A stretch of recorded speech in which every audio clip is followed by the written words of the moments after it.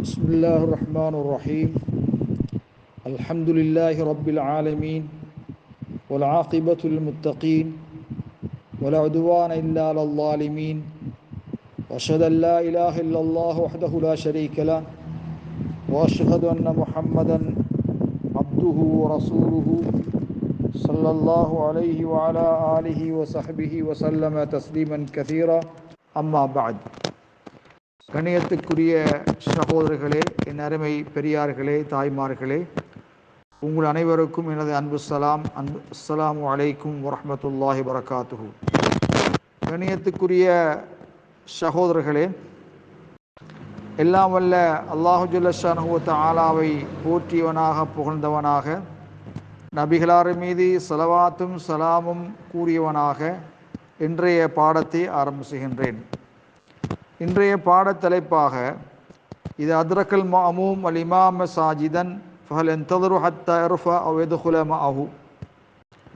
இமாம் சுஜூதில் இருக்கும் நிலையில்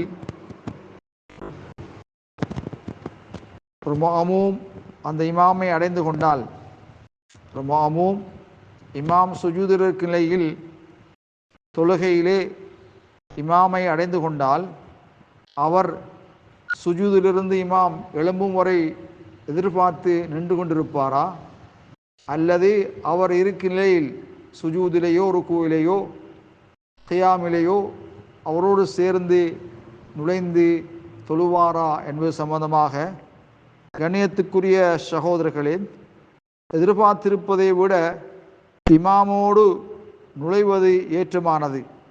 லைஹாலின் வஜதஹு, இந்நிலையிலே இமாமை பெற்றுக்கொண்ட போதிலும் அந்நிலையிலே இமாமோடு சேர்ந்து தொழுவதான் ஏற்றமானது.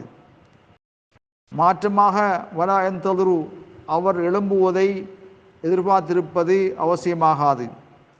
நபி அலைஹிஸ்ஸலாத்து வஸ்ஸலாம் அவர்கள் பொதுவாக ஒரு கருத்தை சொல்லியிருக்கின்றார்கள்.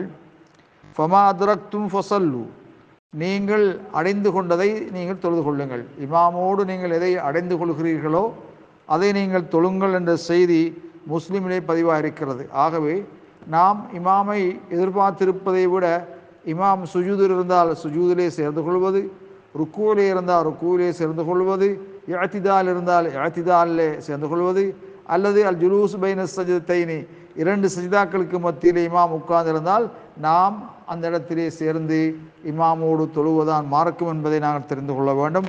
வல்லாஹு அலம் பிஸ்ஸவாப்.